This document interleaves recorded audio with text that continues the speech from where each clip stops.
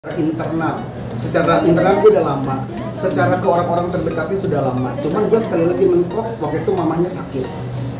Waktu itu ada kejadian atas kejahatannya Resa ke gue, kita ribut sama keluarganya sampai gue dibikin malu di rumah.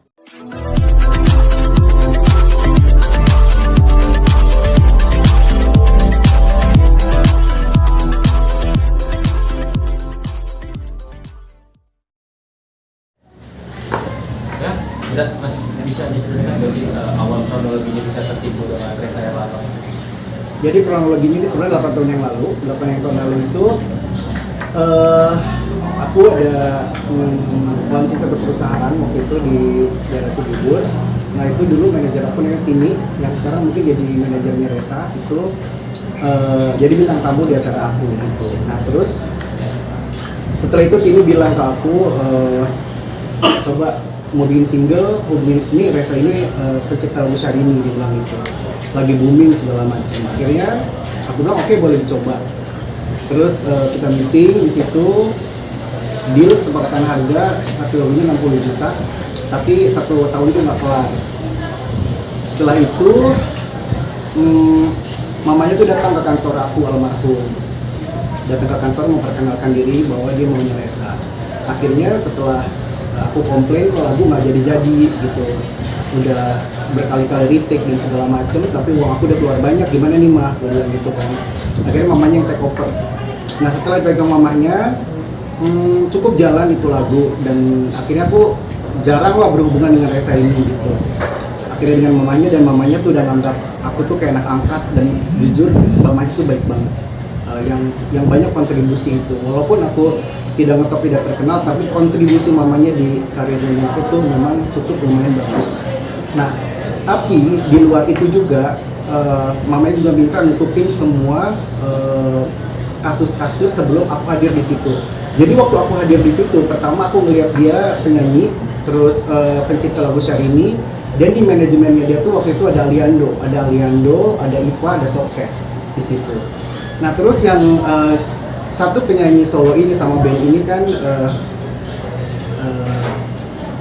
menurut mereka itu ketipu sama Resa ini, dan aku atas permintaan mamanya dan keluarganya dan Resa suruh nutupin dulu satu orang itu di atas 100 juta. Oke, aku tutup. Karena aku tolongin, karena mamanya selalu bilang, dan Resa dan manajernya bilang, ini kalau Resa dilapor polisi, kamu nggak bakal jalan, nggak bakal begini, karena aku juga penyanyi baru yang bodoh, nggak ngerti, dan aku ngelihat mamanya baik, ya udahlah, aku bilang gitu. Nah, udah keluar itu 2 penyanyi, terus Ali juga cabut diambil keluarganya, aku nggak ngerti masalah apa, aku nggak terlalu paham. Kalau Ali diambil sama keluarganya. Dari situ aku masuk memang benar-benar ke keluarganya Resa. Resanya kos, keluarganya memang yang ada yang di rumah itu. Ya, aku seolah-olah memang jadi anaknya Mama Yula itu, mamanya Resa. Gitu, sampai aku masuk ke kehidupan pribadinya dan lain-lain. Dalam rentang itu tuh satu hal yang aku melihat mamahnya. Setiap Resa pinjam, nipu, minta, itu pasti aku gak enak sama mamahnya. Aku bilang ke mamanya dan keluarga juga tahu, nih Resa minjem aku, Resa nipu aku, Resa minta ke aku selalu bilang. Tapi kata mamanya, ya udahlah, ini mamanya almarhum ya, aku nggak bakal mengungkit, aku mohon ampun, mohon maaf kalau aku harus membawa ini, karena selama ini aku hanya melihat mamahnya gitu. Sampai mamahnya meninggal pun aku nggak dikabarin, dan ya aku terpaksa harus ngomong gitu. Pertama, aku ada beban moral yang mungkin aku menyakiti keluarganya mungkin, tapi ini juga buat kebaikan keluarganya, bahwa biar Resa berubah. Maksudnya gini, yang image-nya dia semua orang baik segala macam, tapi kan ternyata dia sebejat itu gitu di dalamnya. Terus aku mencegah korban-korban berikutnya calon penyanyi baru, karena rata-rata korbannya ini penyanyi baru yang memang aku ikut andil di situ gitu. Aku andil di situ yang ada satu penyanyi ditipu lagi, larinya ke aku lagi, nagihnya aku suruh nalangin lagi beberapa kali sampai datang ke kantor, sampai segala macem gitu. Gitu aja sih sebenarnya, berawal dari semua ini modusnya sama, beli lagu terus ditipu, cuman itu aja sih. Berarti sebelum Mas Diki masuk ini memang sudah ada korban-korban? Oh udah, tapi aku nggak tahu. Pas aku masuk ke manajemennya baru nih si penyanyi ini pada ngomong.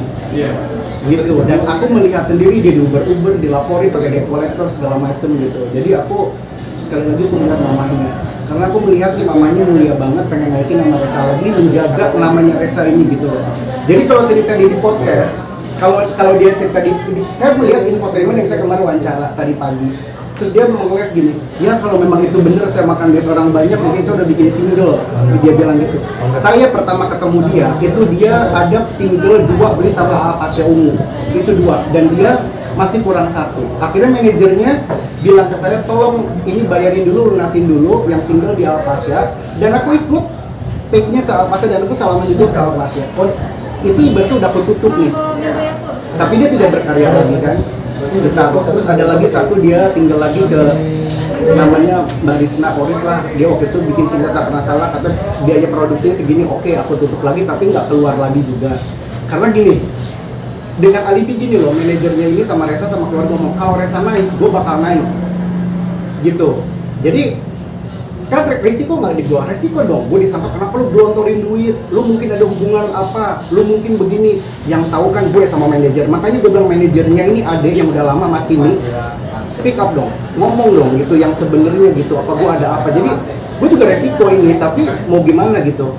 Akhirnya dengan gue speak up, korban-korbannya banyak yang DM gue juga gitu. Mas Vicky, mungkin apa sih yang awalnya Mas Vicky ngomong, akhirnya setelah lama Reza vakum, setelah akhirnya Reza muncul lagi, baru akhirnya muncul lagi Vicky juga? Sebenarnya gue ini ngomong udah lama secara internal gue udah lama, secara ke orang-orang terdekatnya sudah lama. Cuman gue sekali lagi mentok, waktu itu mamanya sakit. Waktu itu ada kejadian atas kejahatannya Resa ke gue, kita ribut sama keluarganya sampai gue dibikin malu di rumah gue sendiri. Itu dia gadein mobil ke salah satu orang partai, itu 50 juta, dan gue atas pengetahuan keluarganya gue tebus itu mobil. Terus setelah tahu dia di rumah gue, sama dia diambil, suruh debt collector ngambil di rumah gue. Terus waktu itu ada satu korbannya dia, kalau nggak salah istri polisi, itu salah satu ibu-ibu korbannya dia juga datang ke kantor gue, sampai gue tinggal kasih nginep di apartemen gue, sampai dia nangis ke gue, sampai di Uber dia nggak ada. Akhirnya gue ikut bayarin, dan Resa akhirnya dengan diancam mau 10 juta bayar waktu itu. Nah, ada omongan keluarga ini nggak enak lewat ibu ini gitu. Jadi ke gue marah, akhirnya dia nyerang ke rumah gue. Dari situ gue bilang stop lah, gue udah nggak mau. Bagi gue ini kriminal gitu. Gue udah nggak mau berhubungan lagi sama keluarganya semenjak keluarganya nyerang ke rumah gue. Di situ gue menghilang, udah gue ikhlasin gitu uang yang hampir setengah M itu, ambil 1 M itu, karena gini, dia tuh kan butuh biaya hidup untuk pura-pura kaya. Pernah satu kali, ini keluarganya bilang, Ki, Resa ini mau nyalek. Oke. Ada saksinya itu Mbak Astrid itu yang dari Kiki Production, dia yang meng-hire Resa jadi nyalek. Itu aku yang dimintain duitnya tuh dari Mbak Astrid, nanti orangnya datang ke sini. Itu saksi hidup dari aku. Itu sama sekali, dia malah nanti kalau misalkan Resa jadi DPR, lu banyak duit diganti segala macam. Aku ini orang bodoh. Ya udah, oke, nggak apa-apa, aku bilang gitu.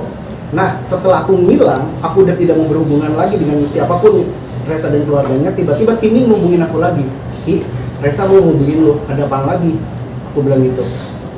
Mamanya cancer koma. Aku sayang sama mamanya.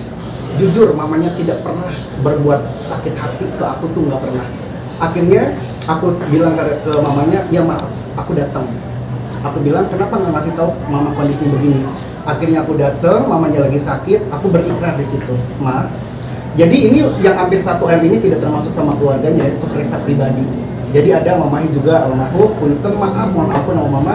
Aku datang ke mama, aku bilang, Ma, hutang mama ke aku yang bermaterai, yang hanya lisan, apapun itu aku ikhlaskan. Mama harus tenang, jangan ada beban. Mama nggak punya hutang ke aku segala macam, dan mamanya nangis meluk aku segala macam. Itu aku terakhir datang. Terus akhirnya aku pulang, berapa minggu kemudian mamanya meninggal. Nah, yang aku sakit hati ini sebenarnya waktu mamanya sakit itu sebelum aku datang.